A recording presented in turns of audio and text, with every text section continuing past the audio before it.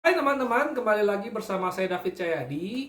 Dan dalam video saya kali ini, berhubung ini hari Minggu, ya saya sembari pinjam kamar sebelah yang kosong ya, saya santai-santai aja. Nah, hari ini saya akan bicara mengenai bagaimana cara marah yang benar. Marah yang beretika, marah yang sesuai dengan fungsinya. Kita marah-marah itu bukan karena dendam pribadi ya, dalam pekerjaan, dalam kantoran, dalam berdagang, kita juga kadang perlu marah karena marah itu adalah salah satu dari fungsi pemimpin. Nah, dalam marah-marah itu biasanya kita sebagai pegawai, sebagai bos, sebagai bawahan sekalipun kita boleh juga marah sama bos kita, ya. Tapi bukan berarti kita marah-marah tanpa jelas-jelas, kita juga harus ada basisnya. Ingat, remember, it's nothing personal. Jadi semua ini adalah masalah bisnis. Jangan kamu marah-marah soal urusan pribadi, orang rumah, kamu lagi berantem sama istri, lalu bawahan kamu jadi apa? Jadi pelampiasan emosi kamu. Nah, itu jangan ya. Nah, mari saya ada 10 poin kalau Anda mau marah itu. Bagaimana cara marah yang baik? Nah, mari saya jelaskan ya. Poin pertama itu adalah kita mesti ingat, everybody makes mistake. It's nothing personal. Jadi untuk seorang pegawai itu bisa mencapai veteran, dia harus buat salah. Jadi kalau pegawai buat salah itu wajar. Wajar dalam artian kita sebagai manusia disuruh hitung, ada kemungkinan di mana kita bisa berbuat salah. Disuruh susun, ada kemungkinan kita masih nggak ngerti, kita masih. Jadi Anda harus punya pemikiran bahwa yes, it's natural for people to make mistake ya. Tentu saja bukan berarti dia kalau tiap hari udah dibilangin 10 kali masih salah di tempat yang 10, itu lain cerita. Tapi rata-rata pegawai yang baik itu sebaik-baik apapun dia pasti akan membuat kesalahan dalam pekerjaannya. Jadi poin pertama adalah we must remember ya, everybody makes mistake, it's nothing personal. Jadi jangan anggap itu sebagai kayak dia benci kita, dia sentimen segala. Jangan kita membenci pegawai kita karena dia berbuat salah.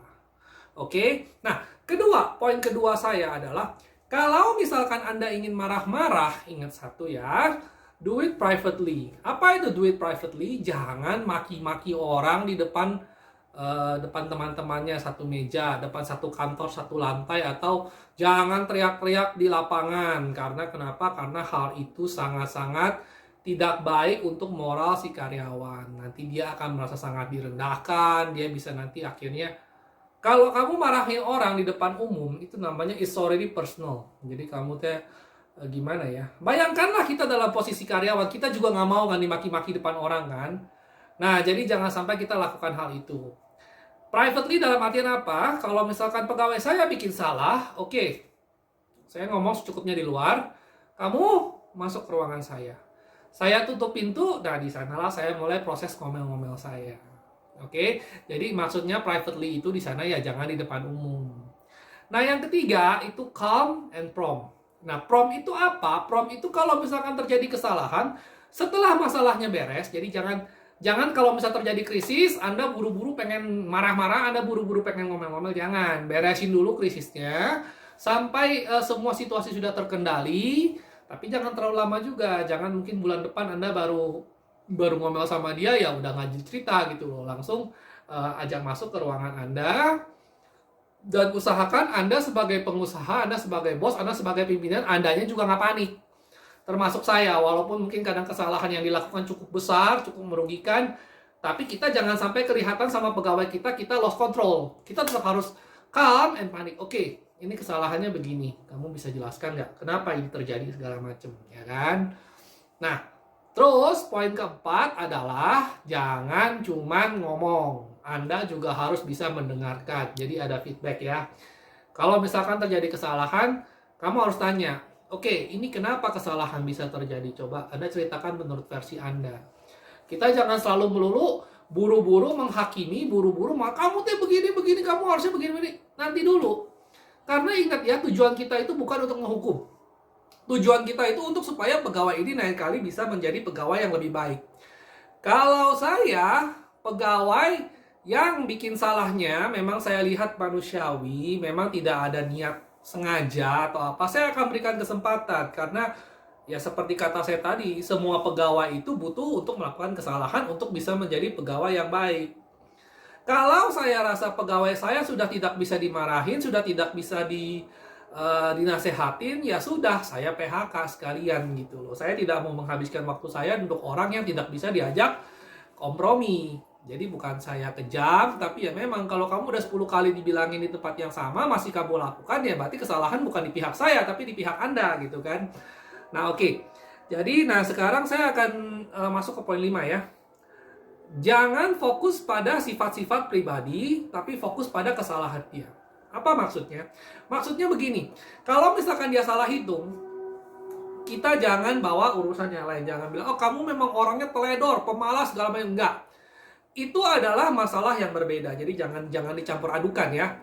Kalau kamu misalkan kamu bikin salah di sini, ya sudah, kita bicara di sini saja gitu loh. Jadi jangan nanti merembet, oh ya kamu memang orangnya suka telat, suka malas, suka gimana, pulang jam 5 tank sudah ngilang. Nah itu akhirnya nanti Anda tidak akan menjadi seorang pemarah yang profesional.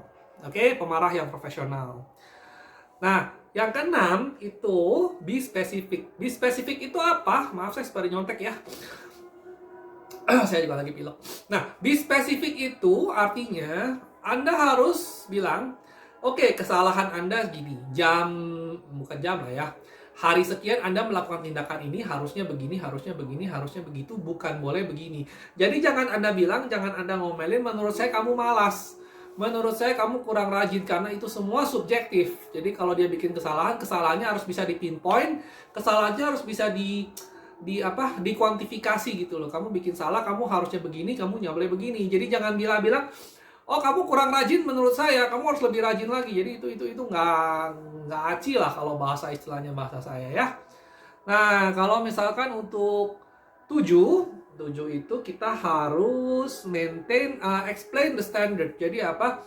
Jadi kita harus menjelaskan, kamu bikin salah, ya nggak apa-apa, itu sudah terjadi, ya sudah, tolong jangan diulangi. Saya maunya standar pegawai saya itu kita ada di level segini. Jadi misalkan terjadi kesalahan, kamu lain kali harus pastikan kamu cek 2 kali misalkan ya. Kamu cek 2 kali, kamu minta ACC 1 orang sebagai saksi, atau bukan sebagai saksi, tapi biasanya kalau misalkan saya dulu dokumen atau laporan penting, saya mau 2 orang yang ngecek.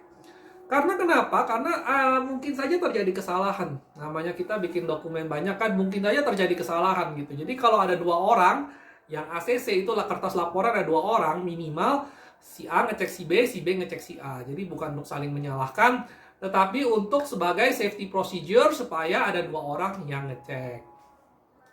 Oke, nah yang ke-9 itu saya perlu ada komitmen untuk perubahan. Komitmen to change itu dalam artian apa? Dalam artian yang bikin salah tadi, oke ya, kamu sudah dimarahin. Lain kali jangan begini lagi ya. Lain kali kamu cek yang benar. Biasanya orang yang pegawai yang baik itu kalau mereka bikin salah sekali yang merugikan perusahaan besar, mereka akan sangat-sangat berhati-hati di bidang yang sama. Of course, mereka akan bikin salah di bidang lain, tapi ya itu namanya ya part of parcel of growing up. Tapi biasanya di situ saya kapok. Saya dulu pernah bikin salah ya, merugikan perusahaan banyak juga. Nah, saya akhirnya udah kapok. Oke, di saat itu saya benar-benar periksa kembali di titik itulah. Jadi ya memang untuk menjadi pegawai yang baik kita semua harus berbuat salah juga. Nah, jadi udah gitu yang ke-9, kita juga harus menawarkan bantuan. Kamu kalau salah gini, dari pihak saya, apa yang bisa saya tawarkan supaya kamu bisa bekerja dengan baik. Misalkan, Pak, saya di sini saya kurang alat, Pak. Saya nggak bisa ngukur, saya nggak ada kalkulator. Misalkan saja ya, saya nggak tahu ya, semua bisnis itu unik. Misalkan ada orang yang perlu water pass, misalkan ada orang yang perlu komputer, misalkan ada orang yang perlu mengatur suhu atau segala macam supaya dia bisa cek pekerjaan dia. Nah, kita juga harus memberikan tawaran gitu loh. Oke, kamu bikin salah ini kenapa? Kalau misalkan memang alatnya kurang baik, atau misalkan sistem saya yang kurang manjur, ya kamu berikan masukan gitu loh. Apa yang bisa saya bantu gitu loh. Kalau misalkan, Pak, saya nggak sanggup Pak ngitung 1 gudang ini sendirian gitu loh. Saya harus ada temennya. Oke, kalau menurut saya masuk akal, ya sudah, kita harus implementasikan gitu loh. Jadi kita nggak boleh egois juga. Kita nggak boleh bilang mentang-mentang kita bos, semuanya itu saya pasti benar. Enggak, karena gini loh. Kalau kita tidak mendengar keluhan mereka, yang rugi siapa? Yang rugi kita sendiri. Karena kedua kali mereka berbuat salah, yang rugi tetap saya yang tanggung. Saya boleh marahin, saya boleh pecat dia gimana pun, tapi kerugian tetap di bidang saya. Makanya kita juga harus memastikan dari pihak kita kalau kita memberikan mereka alat yang tepat untuk bekerja dengan baik. Nah, poin terakhir itu, kalau kita marahin satu pegawai, kita juga harus marahin pegawai yang lain dengan cara yang sama. Jadi standar kita harus sama. Siapapun yang berbuat salah, saya akan ngomelin dengan cara yang sama. Ke satu, kedua, ketiga. Nah, sanksi dan itunya juga harus jelas. Jadi kalau kamu pertama kali, ya sudah, saya cuma bicara doang sama kamu. Tapi kalau kamu ulangi kedua kali, ya mau SP1, SP2, peringatan, warning kayak apa kayak namanya, tapi kita juga harus lebih keras. Kalau udah kedua kali bikin salah di tempat yang sama, kita harus lebih keras. Kalau udah ketiga kali, keempat kali tetap bikin yang sama, ya itu kebijakan Anda sebagai bos ya, sebagai bawahan. Kita juga harus terima gitu. Kalau kita udah dibilangin di tempat yang sama tetap salah, tetap salah, tetap salah, ya kita juga harus terima bahwa kita bukan pegawai yang baik. Nah, jadi sekian saja video saya. Saya harap ya, jadi pada saat kita marah-marah, kita juga ingat 10 poin tadi.